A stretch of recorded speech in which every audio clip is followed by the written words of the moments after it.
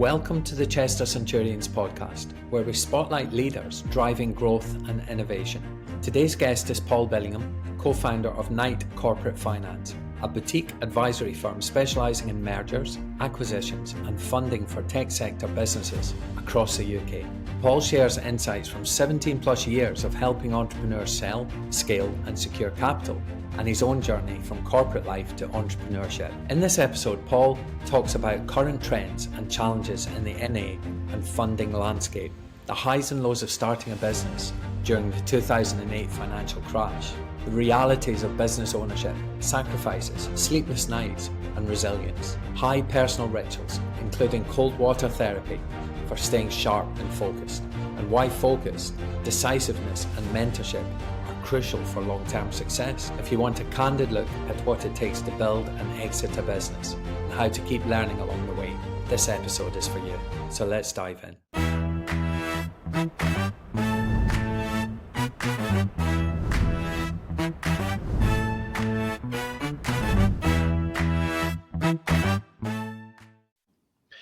Paul, welcome to the Chester Centurion podcast. Yeah, thanks, Alan. Thank you for inviting me on. You're very welcome. So before we get started today, Paul, I'd love to know more about Knight Corporate Finance, what it is you guys do and maybe how long you've been trading. So Knight Corporate Finance, we're a boutique advisory firm. We focus on predominantly working with founders, business owners in the technology sector. We're UK-wide. We've got an office in Manchester and London. And we're now also part of K3 Capital Group, which is a much bigger multidisciplinary, multinational professional services group. Oh, very nice. And what's the deal market looking like at the moment? It's interesting. I mean, we've come off a period of high number of transactions, lots of activity. Since the interest rates have moved up, that slowed things down a little. There's also concerns around the economy, but at the same time, various tax changes, both in October and then next month, have sort of probably accelerated a number of transactions, and we've got probably 3 or 4 transactions completing either today or Monday ahead of the tax deadline. So we're pretty busy at the moment. Wow. And I guess, money is the lifeblood of any business, and we need that working capital to keep growing and keep focusing and on what it is we do. What kind of projects do you finance? We work in a number of areas. We can help businesses with their strategy. Mm-hmm. We can help them with funding, whether that's to go to a bank, whether it's private equity or venture capital. We'll also obviously help on M&A if they're buying businesses. And then finally, which is where most of our work comes from, is when we're selling businesses for founders and shareholders. So that's most of our work comes from that. But often we've worked in one of the 3 areas with a business before an eventual exit. Oh, interesting. And what motivated you to maybe get involved with the business, and what was the driving force behind that decision to take on this entrepreneurial role? Yeah, so I'd been an employee and working in the tech sector, but working for businesses, entrepreneurial-led businesses. So I was at Martin Dawes Telecommunications based in Warrington. Yeah. For a number of years, started as a management accountant, ended up working for the managing director there. Martin then sold that to Cellnet, which is what's called O2 now. Mm-hmm. And when he sold that, he set up 3 new businesses, and I was offered a role in one of them, which was effectively Opal Telecom. So I was part of the team that sort of started Opal Telecom and built that business. And that business was then sold a number of years later to Carphone Warehouse, and Carphone Warehouse used Opal to launch TalkTalk. So what you now know as TalkTalk, which is obviously a very high profile brand, large business, that started off as a fixed line reseller in Warrington and Earlham. And how did you end up in the role you're in now? Yeah, so when we sold Opal, I was a small shareholder, tiny shareholder. We were on an earn out for a couple of years. Mm-hmm. Then we had a 3-year sort of LTIP, another share incentive scheme. And at the end of that, I'd been in, corporate life then for almost all my career. I was 38 and I thought, if I'm going to start my own business, I want to do it before I hit 40, because if it all goes wrong, I can be applying for jobs while I'm still in my 30s. Because back then that sounded quite old. It doesn't now. Now I'm in my mid 50s. Yeah. And I'd also always wanted to probably start and, found my own business. And I did that. I met, when I left Talk, I was doing some consulting work. I knew a guy called Adam Zolden who was doing some similar work in the sector as well. Mm-hmm. He'd had a bit more of corporate finance background than me, but he'd also worked in the tech sector. And we got chatting. We met up for lunch one day in Prezzo in Euston, and said, look, why don't we form a little boutique corporate finance business focused on the tech sector? And that's how it all started back in 2008, which is probably not a good time to start a business in corporate finance, but yeah, we survived anyway. Yeah, interesting. Yeah, that was all the Lehman Brothers and all that Yeah, kind of credit it was crunch, and the housing all crash. crashing around us. Yeah, and it was interesting, but it's probably not a bad time to start a business. You're in, less pressure, and we were at the lower end of the market anyway. Our deals are typically sub £50 million of value, and back then there had been sub £10 million of value, so less affected. Interesting. So if you think back 17 years to that day that you made that decision, what was going through your head? How were you feeling? Quite excited. I mean, we didn't really have a long-term plan. We just felt that, the two of us together would be greater than the two of us individually, because we were doing our own thing, consulting, but we felt that the two of us together meant we could do a lot more. So 1-on-1 equals 3 or 4.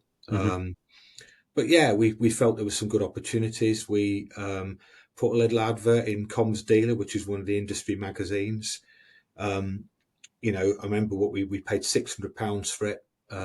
We agonised over committing to that level of spend, but we got an inquiry off the back of it, and that inquiry turned into our first transaction. And from then on, it sort of snowballed from there. And there's been ups and downs in the 17 years, but the trajectory has always been upwards overall. So, Very good, Paul. What a great story. And so no regrets at all.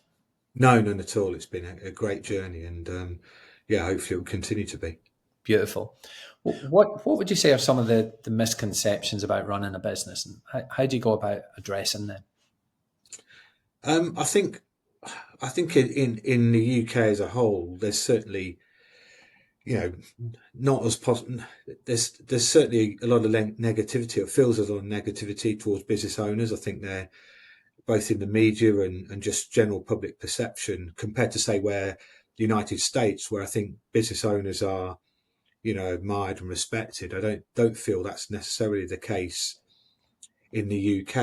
I think certainly with the clients you deal with and the people you deal with, it's very different. It's not, not all business owners are incredibly wealthy, and not, and a lot of them go through some challenging times. And as you know from the stats, lots of businesses don't make it beyond 3 years. And I think when people see business people being really successful, they perhaps forget the journey they've been through to get there.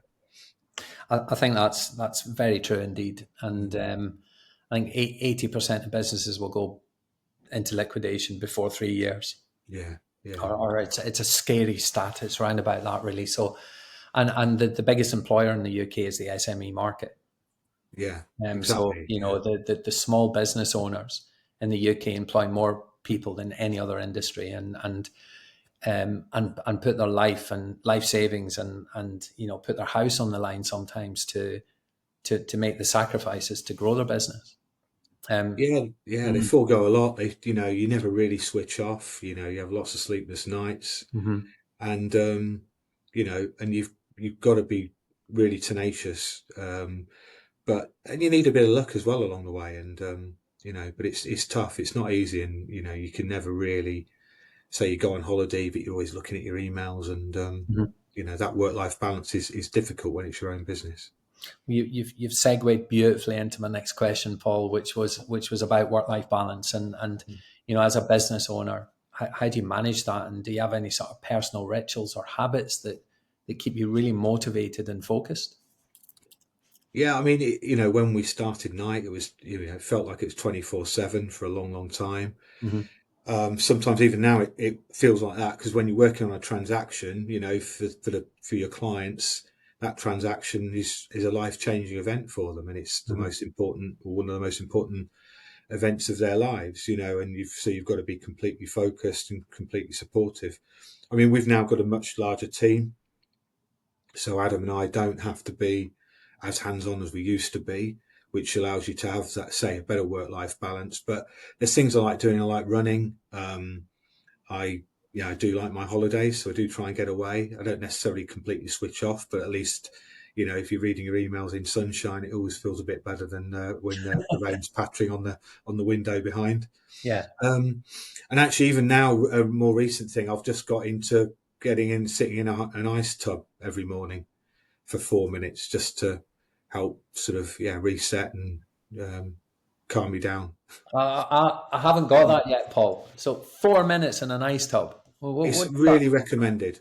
Honestly, What's uh, that going to do for you, except make you cold? it basically resets your body. If you've got any anxiety going into the day, it takes that away. It's good for your, if you have been running and stuff, it's great because it takes away some of the inflammation. But I've known a few people do it that have had mental health challenges, for example, and it's really good for that. And it generally just makes you feel sharper, and it definitely has had an impact. And I've only been doing it for 2 weeks. I mean, the first day I did it, I lasted 30 seconds. Second day, 1 minute 30. Oh, wow. Third day, 2.5 minutes, and then I got up to 4. And now it just feels like taking a shower. I have a shower after. Yeah. Is it a hot shower afterwards, I guess? Oh yeah, yeah, Yeah. I might have to take the plunge, excuse the pun, and give this a go, right?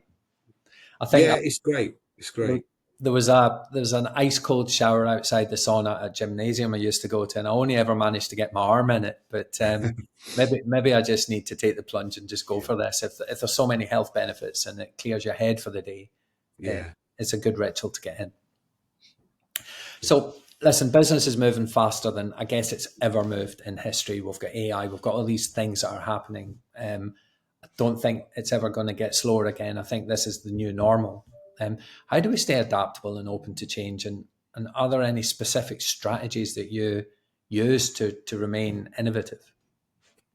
I think obviously you always listen to your clients, what they want. Look at no, never be afraid to look and even mimics some of your competition, um, and just be willing to try different things and different technologies that hopefully can help your business. We're seeing some changes in our sector in the professional services space with the advent of AI and Chat GPT, and they should all be for the have a positive benefit. Not all will be. Mm-hmm. Um, but you've got to embrace them and try different things out. We've adapted Night over the years. We're a much better business now than we were, 17 or even 5 years ago. Mm-hmm. And when you said listen to your clients, I think that's a really important point. If you were to elaborate on that, what would you say? Well, I've always think the best salespeople are people that are very good at listening. And I just think that, get feedback from clients, understand what you did well for them, what you didn't do so well, and learn from that and make sure the team learn as well. I like to think we've got, a lot of, historically a lot of happy clients. We've done over 200 transactions now in the 17 years. Mm-hmm. We've had great feedback. We're referenced, but you can never stop learning, and the best people to learn from are definitely your clients. I think that one word listen, so important in business, isn't it? And no one cares how much you know until they know how much you care. And being able to listen to your clients and get that feedback. I can't remember who said it, but feedback is the breakfast of champions, right? Yeah, yeah, absolutely. I'll need to look that one up afterwards. I can't remember who said that, but I do use it. And I think the other thing you said about mimicking your competition, I mean, that we should never shy away from that, because success leaves footprints. And I think if you look at some incredible businesses out there and go, "Whoa, I'm going to take the best bits of that," then there's nothing wrong with that at all. It's a really good way to shortcut your route to success. Yeah, I mean, it's a big enough market, so there's plenty of opportunities for everyone. So and if you see someone doing something really well, whether that's for us, whether that's the style of writing an IM, an information memorandum, when they Mm-hmm. go to market or trying new areas, yeah, you shouldn't be afraid to try it out and admit that actually what they do is better than you. And if we can, embrace that and use it for us, then great. And then we benefit and our clients benefit as well. I'm reading a book at the moment called Richer, um, what is it? Richer, Wealthier, Happier, I think it is. And it's about the sort of the top investors in the world, the Warren Buffetts of this world. And they use a lot of mimicking. They actually follow each other and Yeah. learn from each other and copy each other. There's a whole chapter on mimicking incredibly successful investors that have gone before them. Really, really rich, wiser, happier. That's what it is. Sorry, Right. richer, wiser, happier. Really good book. Really good book. I'd recommend that to anyone that's listening. Interesting about the mindset of these guys. They're almost they're not very social. Yeah. They're very patient people, and I've just found the whole book really fascinating. But offering a glimpse into the future plans for the business and the goals for the business, what do you envisage the next chapter of your entrepreneurial journey? Yeah, so we're now part of K3 Capital Group. K3 Capital Group, when they acquired us, were, um, an AIM-listed business. A couple of years ago, they got bought out from AIM by Sun Capital. Mm-hmm. So now we're private equity backed and now off the market. But their ambition is to see us grow as long as alongside the other businesses in the group. And so, yeah, we need to explore, how do we do that? Is that through bigger deals, bigger transactions, more transactions, growing the team, moving into new areas? And also, yes, adding to some of the skill sets. So we've recently introduced customer referencing, for example, which was something we've not done until last year. And now, that's something we can offer clients that are looking to buy business, for example. Most of our clients we're selling, but that's a service we can offer to clients that are looking to buy businesses. Tell us about Yeah. that then, Paul. Customer referencing. What's that? Well, as part of any process these days, so obviously a buyer will look at a business that they'll undertake financial due diligence, legal due diligence, probably commercial due diligence as well if they're an investor. Mm-hmm. But actually now more and more customer referencing is part of that process as well. So it won't be the buyer that makes the calls, but someone like us will go in and talk to customers, ask them questions about how they feel about the target company. It's done as a sort of as if it's been initiated by the target company themselves. We want to understand how we can do things better for you. So you'd ask them a series of questions and take those answers, collate them, and just make sure that that target's customer base is happy. Because if they're not, then the buyer would certainly have concerns about completing a transaction. What an incredible, valuable service, and yeah, very interesting. I'd love to know a little bit more about that sometime, Yeah, Paul. Maybe we could have a coffee at some I'll, point. I'll send you a PDF and Yeah, send me with a some PDF. details. So, listen, it's been an absolute pleasure having you on today. I've got one more question for you, though, and it is the big one. And the question is quite simple. What are the three biggest pieces of advice that you could offer maybe someone thinking about starting their own business, Paul, or maybe they're in business and maybe they're struggling a little bit? What's your top three? I'd say always follow your gut instinct Yeah. and making a decision, even if it's the wrong one, is always preferable to prevaricating and not making a decision. Keep the business focused. I always think, especially in the early years, don't try and be everything to everyone. Keep it as focused. Be very good at, one or two things, then okay at a large number of things. So again, keep it focused, especially when you are in the early stages, because you won't have the bandwidth to do everything you perhaps want to do. And finally, take on a mentor, a business mentor, if just to sound ideas off. I think if you're in your business on your own, if there's only one of you, I always think having someone that you can, ring up, ask for opinions, ask for a bit of advice, and just sound a bit of a soundboard, because it can be very lonely, especially if you're a sole founder. When Adam and I started, we had each other to bounce ideas off. But if you hadn't had that, who do you go to? But there are lots of mentoring networks around, people that are always happy to be mentors, and I do think the business community is really supportive of each other, and and people that have maybe gone through a journey and learned from that are always happy to impart advice to people that are starting up, because it's so important. More and more businesses keep developing and keep being created.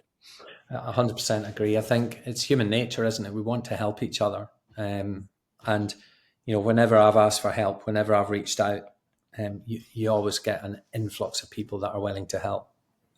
Yeah, absolutely. So follow your gut instinct and make sure you're making decisions, make sure you're moving the business forward. We say the biggest risk you can take is to do nothing, which kind of reinforces what you said there, Paul. And keep focused. Be good at one or two things. Wow, so cool. So make sure you're really, really good at one or two things and keep that focus. Don't get distracted by shiny objects in the peripheries. And take on a mentor to bounce ideas off. I think there are three absolute crackers, and will be really helpful to anyone listening who's maybe thinking about starting their own business or maybe just needs to refocus a little bit. Yeah.